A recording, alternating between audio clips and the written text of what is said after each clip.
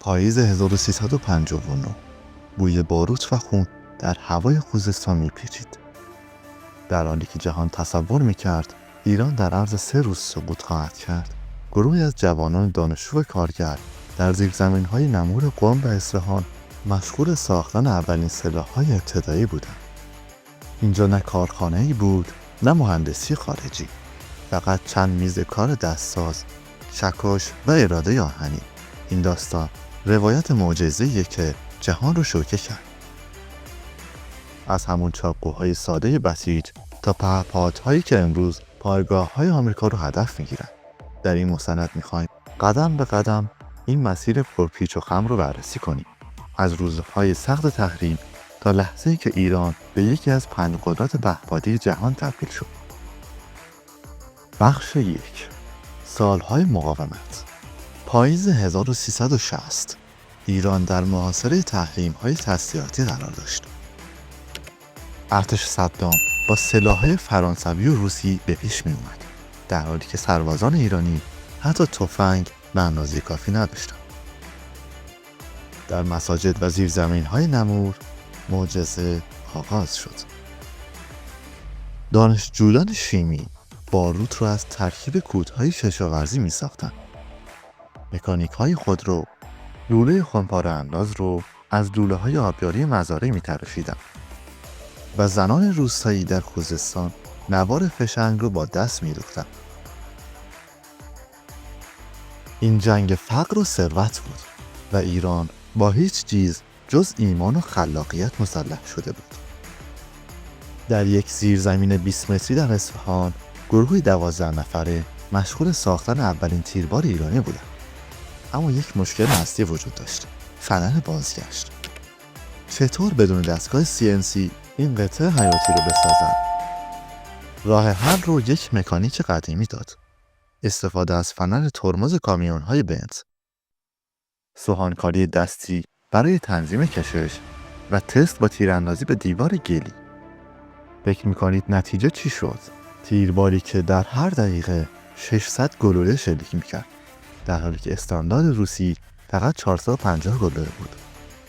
این نبوغ در بحران بود که بعدها به موشک‌های بالستیک منجر شد. فوریه 1986 عملیات ورفجر 8 آغاز شد. ایران چه سلاحی داشت؟ قایق‌های تندروی چوبی با موتور 85 اسبی، نارنجک‌های دستساز پرتاب شده با منجنیق و رادیوهایی که از بازار آزاد تهیه شده بود. اما یک برگ برنده مخفی: مهندسی روانی. سربازان ایرانی با فریادهای هماهنگ و آتشبازی سریع عراقی‌ها رو گمراه کردند. نتیجه: آزادسازی فاف در 72 ساعت. در حالی که تحلیلگران غربی پیش بینی کرده بودند ایران هرگز نمیتونه از اروند عبور کنه. بخش 2: انقلاب موشکی. زمستان 1365 گروهی از دانشجویان دانشگاه مالکشتر در حال آزمایش اولین موشک بالستیک ایرانی بودند. مشکل اصلی سیستم هدایت اون بود. اونها با الهام از ژیروسکوپ‌های کشتی‌های تجاری یک سیستم مکانیکی ساختند که دقت موشک رو 3 برابر افزایش میداد. اما یک اتفاق غیرمنتظره رخ داد. در آزمایش سوم موشک 17 درجه از مسیر منحرف شد. علت: بادهای شدید کویر که محاسبات اونها را برهم زده بود. راه حلشون استفاده از پره‌های تنظیمگر ساخته شده از آلیاژ توربین‌های نیروگاه قرار داد. سال 1376 سازمان CIA یک گزارش محرمانه دریافت کرد: ایران در حال آزمایش موشکی با بعد 1300 کیلومتر. اما یک سوال بزرگ: چگونه بدون دسترسی به آلیاژهای پیشرفته این موشک ساخته شد؟ پاسخ در کتابخانه دانشگاه شریف بود. استفاده از کامپوزیت‌های کربن که دانشجویان فرمول اون رو از مقاله آلمانی استخراج کرده بودند. طراحی نازل چند لایه با الهام از صنعت نفت و سوختی که در پالایشگاه آبادان تصویر شده بود. نتیجه: موشکی که حتی 20 سال بعد هم دقیق ترین موشک خاورمیانه بود. امروز موشک‌های ایرانی 3 ویژگی منحصرفرد دارند. پرش از جو، مثل موشک خرمشهر که میتونه تا 2000 کیلومتر در ارتفاع 700 کیلومتری طی کنه. هدایت هوشمند با استفاده از الگوریتم‌های تشخیص الگوی دیجیتال برای هدفگیری دقیق. پرتاب سریع، قابلیت شلیک از سیلوهای زیرزمینی در کمتر از 15 دقیقه. اما جالبترین نکته، هزینه ساخت. هر موشک ایرانی 1/10 همتای آمریکایی هزینه داره. راز این ارزانی، ساختار غیر متمرکز که در اون هر بخش توسط یک شرکت دانش بنیان کوچک ساخته میشه. بخش 3. عصر پهپادها. سال 1364 در یک انبار مفروکی در اصفهان، گروهی از مهندسان جوان در حال آزمایش عجیب‌ترین وسیله نظامی ایران بودند. پهپاد مهاجر 1. این پرنده دستساز که با موتور چمنزن اصلاح شده پرواز می‌کرد، 3 مشکل اساسی داشت. 1. بیش از 20 دقیقه نمیتونست در آسمان بمونه. 2. دوربین اون فقط 300 متر برد داشت. 3. در بادهای بالای 30 کیلومتر کاملا از کنترل خارج میشد. اما تنها در 5 سال این پهپاد به یک سلاح استراتژیک تبدیل شد. چطور؟ با 3 نوآوری انقلابی. 1. بالهای خفاشی شکل برای کاهش رد راداری. 2. سیستم هدایت خلبان خودکار با الگوریتم‌های دانشگاه شریف. 3. موتور ملخی جت ترکیبی که مصرف سوخت رو 60% کاهش داد.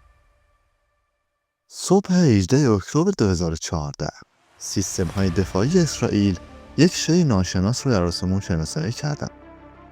این پهپاد ایرانی به مدت 11 ساعت و 22 دقیقه از 3 سیستم پدافند اسرائیل عبور کرد، از فرودگاه بنگوریون عکس گرفت و سالم به پایگاه برگشت. راز این موفقیت چه بود؟ یک تکنولوژی ساده اما هوشمندانه. پهپاد در ارتفاع 27000 پایه پرواز می‌کرد، دقیقاً در نقطه کور رادارهای اسرائیل که برای شناسی هواپیماهای معمولی طراحی شده بودند. امروز پهپادهای ایرانی به 4 نسل تقسیم میشن. 1. نسل شناسایی مثل مهاجر با برد 2000 کیلومتر. نسل ضربتی مثل ابابیل با قابلیت حمل 4 موشک. نسل انبوه‌ساز مثل پهپادهای 200 گرمی که مثل زنبور عمل میکنن.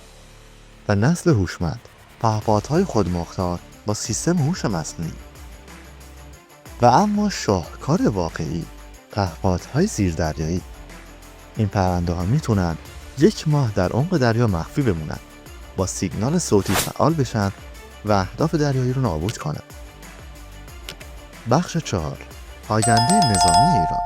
در آزمایشگاه‌های فوق سری سپاه، پروژه‌هایی در حال توسعه هستند که جنگ‌های آینده رو متحول خواهند کرد. موشک‌های هایپرسونیک با قابلیت تغییر مسیر در میانه پرواز. این موشک‌ها میتونند در کمتر از 12 دقیقه به تل‌آویو برسند. 2. سلاح‌های پالس الکترومغناطیسی که تمام سیستم‌های الکترونیکی دشمن رو در شعاع 50 کیلومتری نابود می‌کنه. 3. پهپادهای زیردریایی که قادرن ماه‌ها در اعماق خلیج فارس مخفی بمونن و با یک سیگنال صوتی فعال بشن. در مانور اخیر سپاه، جهان شاهد یک سناریوی ترسناک بود. 1000 پهپاد خودمختار که به صورت هماهنگ اهداف رو شناسایی می‌کردند، بین خودشون تقسیم وظیفه می‌کردند و بدون نیاز به فرمان انسانی حمله می‌کردند. این سیستم که پروژه زنبور عسل نام داره، از الگوریتم‌های یادگیری ماشین استفاده می‌کنه که هر روز هوشمندتر میشن. اما خطرناکترین سلاح ایرانی چیه؟ ربات‌های انسان نما که میتونن در میدان جنگ پیاده نظام رو همراهی کنن، مجروحان رو نجات بدن و حتی تصمیمات تاکتیکی بگیرن. تحلیلگران نظامی پیش بینی میکنن تا سال 1410 ایران به این دستاوردها خواهد رسید. نیروی فضایی با ماهواره‌های نظامی مستقل، ناوگان اقیانوس‌پیما با قابلیت حضور در دریای مدیترانه، سامانه دفاع لیزری برای مقابله با موشک‌های بالستیک. اما مهمتر از همه، استقلال کامل فناورانه خواهد بود.